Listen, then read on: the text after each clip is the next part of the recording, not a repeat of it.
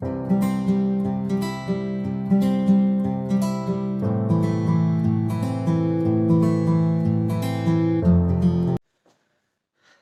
हम cash flow की दूसरी वीडियो पे आ चुके हैं।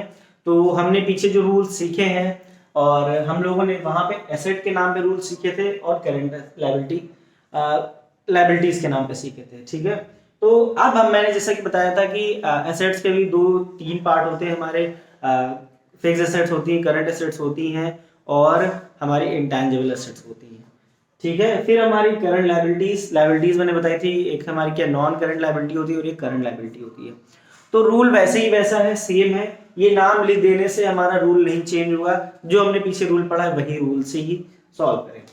अब यहाँ पे क्या है, इंक्रीज इन एसेट मतलब करंट एसेट्स हम डेबिट करेंगे और डिक्रीज इन करंट एसेट्स को हम क्या करेंगे, क्रेडिट करेंगे। रूल भाई वही रहेगा, रूल कोई नहीं चेंज करेगा, नाम से हमारा रूल नहीं चेंज होगा। ठीक है, हमारी लायबिलिटी को इंक्रीज करती है तो हम उसको क्रेडिट करते हैं, और कोई भी लायबिलिटी अगर हमारी डिक्रीज होती है तो हम उसको डेबिट करते हैं। ठीक है, तो अब यहाँ पे हमें समझना ये कि भाई नाम को लेके कंफ्यूज मत होना कि यार नाम बदल दिया यार, कोई दिक्कत नहीं भाई। बस आपको मैंने बताया था कि कॉन्सेप्ट बिल्डिंग क्लास चली, तो अभी आपको खाली सुनते चलना है कि मैं क्या क्या समझा रहा हूँ। तो एसेट में हम क्या कर रहे हैं कि हम लोग करंट एसेट्स के लिए भी वही रूल एप्लीकेबल होगा। अब आप कहेंगे कि भाई कैसे एप्लीकेबल होगा, चलो भाई वो भी कर लेते हैं यार, एक एंट्री पास कर लेते हैं, आपको सुकून मिल जाए थोड़ा सा। चलिए हम क्या करते हैं कि मान लीजिए कि हम गुड्स परचेज कर चुके हैं। ठीक है, मान लेते हैं कि हमें कुछ डेटर से पैसा रिसीव हुआ। कहां से हुआ, डेटर से पैसा कुछ रिसीव हुआ। डेटर्स हमारे करंट एसेट्स होते हैं। ठीक है, तो अब डेटर से पैसा रिसीव हुआ तो हमारे पास कैश आया। बोलो, अब आपको एंट्री, मान लीजिए कि आपको रूल नहीं याद आ रहा है तो मगर आपको इतना तो समझ में आता होगा ना कि कैश आएगा मेरे पास डेटर से पैसा, तो कैश अकाउंट। अब हमारे एसेट्स इंक्रीज कर रहे हैं, कैश इंक्रीज कर रहे हैं, तो हम उसको क्या कर लेंगे, डेबिट कर लेंगे। ठीक है, फिर उसके बाद अब हम कुछ क्रेडिट करेंगे। अच्छा, तो अब ये आपको समझना है कि हमारे डेटर्स क्या होते हैं, डेटर्स हमारे होते हैं एसेट होते हैं। क्या होते हैं, एसेट होते हैं। तो अब ये हमारे डेटर्स क्या हो रहे हैं, डिक्रीज हो रहे हैं। एसेट्स क्या हो रहे हैं, डेटर्स क्या हो रहे हैं, डिक्रीज हो रहे हैं। तो क्या लिखेंगे, टू डेटर्स अकाउंट। ठीक है, बोलो। अब डेटर्स क्या हमारे करंट एसेट ही होते हैं। ठीक है, तो एक एसेट में इंक्रीज हुआ, हमारे एसेट्स क्या हुए, इंक्रीज हो गए। कैश हमारा एसेट है, करंट एसेट्स, तो हमारे कैश इंक्रीज किया तो हमने कैश को डेबिट कर दिया, डेटर्स को हमने क्रेडिट कर दिया। अच्छा, मैं एक चीज और बताना चाहता हूँ कि डेटर्स कैसे हमारे एसेट हैं और कैसे ही कहाँ से आते हैं। अगर नहीं भी पता है तो फिर भी मैं एक छोटी सी एंट्री बता देता हूँ कि मान लीजिए कि हम कुछ सेल कर रहे हैं। ठीक है, क्रेडिट सेल कर रहे हैं, क्या कर रहे हैं, क्रेडिट सेल कर रहे हैं। ठीक है, उधार में बेच रहे हैं। तो एंट्री क्या होगी, हमारे पास कैश तो आएगा नहीं। मान लेते हैं कि हमने राम को बेचा, तो राम अकाउंट डेबिट कर लेंगे और टू सेल कर देंगे, टू सेल। ठीक, हमने कितने का बेचा है, मान लेते हैं कि हमने 1000 रुपए के क्या किए हैं, गुड्स बेचे हैं। तो ये जो राम है भाई, इन्हीं का ही नाम क्या है, यही हमारे डेटर्स है। ठीक है, ये जो राम है, ये राम क्या है, डेटर्स है। अभी इनसे पैसा मिला नहीं है क्योंकि हमने क्या करा है, क्रेडिट सेल करी है। हमने उधार पे भाई बेचा है इनको, तो हमें इनसे पैसे मिलने थे। ठीक है, तो यहाँ पे एंट्री अगर एक्चुअल देखा जाए तो यहाँ पे अगर वो पैसे से खरीदते तो हमारा यहाँ एंट्री क्या होती, cash account debit to sales account. ठीक है, टू सेल्स अकाउंट। ठीक है, तो यहाँ पे कैश तो आ नहीं रहा है, तो हम यहाँ पे राम का नाम लिख ले रहे हैं। ठीक है, तो राम हमारे क्या है, ये यही भाई साहब जो हमारे डेटर्स हैं। ठीक है, तो अब इन्हीं डेटर्स से हमको पैसा मिल रहा है। अच्छा, आपको इतना तो पता ही होगा कि ना कि अगर हमें इनसे पैसा मिलना था तो अभी इनको हमने डेबिट किया था, अभी हमें मिला नहीं क्योंकि हमने उधार में बेचा है, और अब हमें इनसे मिल जाएगा तो इनका अकाउंट क्लोज करना होगा, है ना। तो अकाउंट कैसे क्लोज होता है कि अगर हमने किसी अकाउंट को डेबिट कर दिया है, अगर उसको हम क्रेडिट कर देते हैं तो वो अकाउंट क्या हो जाता है, क्लोज हो जाता है। ठीक है, तो राम अकाउंट यहाँ पे डेबिट थे चूंकि हमारे डेटर्स थे। अभी राम से पैसा आ चुका है तो कैश हमें रिसीव हुआ है, तो यहाँ पे डेटर्स की जगह पे हम क्या लिख लेंगे, टू राम से। ठीक है। तो डेटर्स हमारे क्या हो रहे हैं, यहाँ पे डेटर्स क्या कर रहे हैं, एक एसेट, डेटर्स हमारी एसेट है, तो एसेट क्या हो रही है, डिक्रीज हो रही है। बोलो, कैश हमारे पास आ रहा है और डेटर्स हमारे खत्म हो रहे हैं, तो इसीलिए हमने एंट्री क्या डाली थी, cash account debit to Ram's account, या फिर लिख सकते हैं डेटर्स। ठीक है, ये जो राम भाई साहब है यही क्या है, डेटर्स है। तो ये आपको समझ में आ गया होगा कि हमारे जो भी इसको मैं हटा दे रहा हूं। और हाँ, तो अभी हम लोग आने वाले हैं रूल पे कि जो कि हमारे करंट एसेट्स होंगे और जो भी करंट लायबिलिटीज होंगी। ठीक है, अभी मैं थोड़ा जो ट्रिक बताने जा रहा हूँ वो आपको ध्यान रखना है, ये इंपॉर्टेंट है। और अभी जो कि मैं कौन सा बिल्डिंग कर रहा हूँ, तो अभी खाली मैं सिखा रहा हूँ, और अभी मैंने नहीं बताया एक बार भी कि अभी हम कैश फ्लो स्टेटमेंट बनाना सीख रहे हैं। अभी जो मैं बताते चल रहा हूँ वो आपको 1 बाय 1 दिमाग में रखना है। ठीक है, अच्छा, तो आ जाते हैं कि हमने करंट एसेट्स को हमने क्या देखा कि इंक्रीज करना है। ठीक है, तो अब कैश फ्लो में क्या होता है कि यार हम इतना समझेंगे कि अगर हमारे पास से पैसा जाएगा तो हम उसको माइनस कर लेंगे, और अगर हमारे पास से पैसा आएगा हमारे पास तो हम उसको ऐड कर लेंगे। ठीक है, इतना आपको ध्यान रखना है कि कैश फ्लो में दो ही रिकॉर्डिंग होती है, या फिर हमारा कैश का इनफ्लो होगा, कैश का इनफ्लो होगा, अगर हमारे पास इनफ्लो है तो हम उसको ऐड कर लेंगे। ठीक है, और अगर कैश का आउटफ्लो है तो हम उसको माइनस कर लेंगे। बोलो, ठीक है, तो ये हमको समझ में आ गई होगी बात कि कैश का इनफ्लो है तो हम ऐड कर लेंगे, और कैश का आउटफ्लो है तो हम माइनस कर लेंगे। चलिए आइए, और एक चीज आपको समझना है कि ये तो आपको समझ में आ गया होगा कि भाई कैश फ्लो स्टेटमेंट में क्या है, कि मैंने बताया था कि 3 एक्टिविटीज के साथ बनेगा हमारा ऑपरेटिंग, इन्वेस्टिंग और फाइनेंसिंग। ये 3 एक्टिविटीज से मिलकर हमारा कैश फ्लो स्टेटमेंट बनता है। तो ये भाई हमने बता दिया कि कैश का इनफ्लो होता है और आउटफ्लो होता है। इनफ्लो है तो ऐड, आउटफ्लो है तो माइनस। इसको हटाते हैं। तो भाई अब ये जो मैं बताने जा रहा हूँ ये रूल है, इंपॉर्टेंट है, और इसको याद रखना भी जरूरी है, मगर ये कठिन बिल्कुल भी नहीं है, बहुत ही सिंपल है। ठीक है, अब यहाँ पे हम एक चीज ध्यान देंगे कि अगर कोई भी एसेट हमारी इंक्रीज करती है, मान लेते हैं कि हमारी करंट एसेट्स है, कोई भी करंट एसेट्स जैसे कि हमारे क्या होते हैं, डेटर्स होते हैं। ठीक है, डेटर्स हो गए, और हमारे बीआर हो गए, बिल्स रिसीवेबल हो गए। ठीक है, कैश हो गई, ये हमारी सब करंट एसेट्स हैं। ठीक है, तो अभी कैश का एग्जांपल नहीं लेते हैं क्योंकि कैश की इसमें अलग बात करी गई है, तो हम अभी कैश एंड बैंक इन दोनों की बात नहीं करते हैं। और भी कुछ छोटी छोटी चीजें हैं, अभी इनकी हम बात नहीं करेंगे, और करंट एसेट्स में इनका भी हम काम मतलब इस्तेमाल नहीं करेंगे। तो कैश और बैंक तो बिल्कुल भी नहीं लेंगे। तो अभी हमारे पास जो और भी एसेट्स हैं, करंट एसेट्स हैं, उनकी बात कर लेंगे। तो मान लेते हैं कि डेटर्स और बीआर हमारे एक्सेट्रा। ठीक है, अच्छा, हमारे करंट लायबिलिटीज क्या हो सकती है, क्रेडिटर्स हो सकती हैं।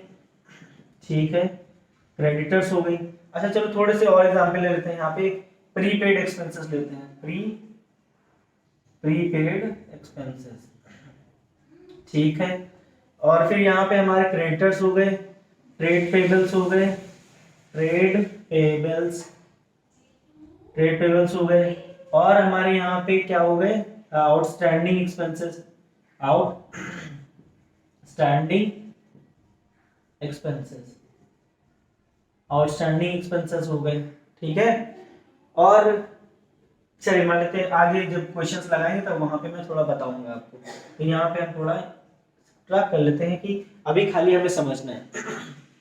ठीक है, तो ये हमारे हो गए करंट एसेट्स हो गए, और ये हमारे हो गए करंट लायबिलिटीज। ठीक है, तो अब हमें ध्यान यहाँ पे ये रखना है कि जो मैं रूल बताने जा रहा हूँ वो इंपॉर्टेंट है। तो मैंने खाली आपको बता दिया कि कौन से करंट एसेट्स हैं, कौन से हमारे करंट लायबिलिटीज हैं। अच्छा, इनका क्या होता है कि हमें तो ये पता ही होगा कि जो करंट एसेट्स और करंट लायबिलिटीज का जो होता है वो पेमेंट जो है विद इन 12 मंथ के अंदर हो जाता है। ये इन एसेट्स का क्या होता है, विद इन 12 मंथ के अंदर पेमेंट हो जाता है। ठीक है, अगर हमारे डेटर्स हैं तो उनका पेमेंट हमें 12 महीने के अंदर मिल जाना चाहिए, और अगर हमारी कोई करंट लायबिलिटी तो उनका 12 महीने के अंदर हमें पेमेंट करना है। ठीक है, तो अब इसको मैं यहाँ से हटाता हूँ, अब डायरेक्ट हम लोग रूल पे आ रहे हैं। तो हम अब यहाँ पे कैश फ्लो के अंदर की बात कर रहे हैं कि भाई ये चीज, अच्छा अब आप बोलेंगे कि भाई कॉन्सेप्ट बिल्डिंग तो कर रहे हैं मगर किस एक्टिविटी की बात कर रहे हैं, तो हम लोग कॉन्सेप्ट बिल्डिंग ऑपरेटिंग एक्टिविटीज से बात कर रहे हैं। तो अब जो है भाई मैंने बताया है कि ऑपरेटिंग एक्टिविटी को जो है हम सीखना शुरू कर रहे हैं, ठीक है। तो ऑपरेटिंग एक्टिविटी को जो मैं पूरा कंप्लीट कॉन्सेप्ट बिल्डिंग के साथ हो जाएगा तब हम ऑपरेटिंग एक्टिविटी को सॉल्व करना शुरू करेंगे, ठीक है। तो भाई अब यहाँ पे मान लेते हैं, लिख लेते हैं भाई कि ऑपरेटिंग एक्टिविटी जो है हम लोग क्या कर रहे हैं, ऑपरेटिंग एक्टिविटी, ठीक है। चल अब यहाँ पे क्या बोल रहा है कि अगर कोई भी एसेट इंक्रीज होती है, ठीक है, तो उसको हम मान लेते हैं कि हम इसको जब एसेट इंक्रीज होगी तो हम उसको कंसीडर करेंगे ऐड से प्लस का साइन मान लेंगे या फिर, ठीक है। अगर हमें कोई एसेट डिक्रीज करेगी तो हम उसको लेस कर लेंगे या फिर चाहे माइनस से भी कंसीडर कर सकते हैं, ठीक है। ये बात आपको समझ में आई।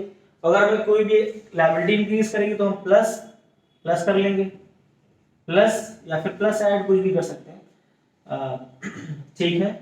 और हमारी लायबिलिटी अगर डिक्रीज करेगी तो हम क्या करेंगे, क्रेडिट करेंगे, ठीक है, सॉरी माइनस से करेंगे, माइनस से साइन से डिनोट करेंगे।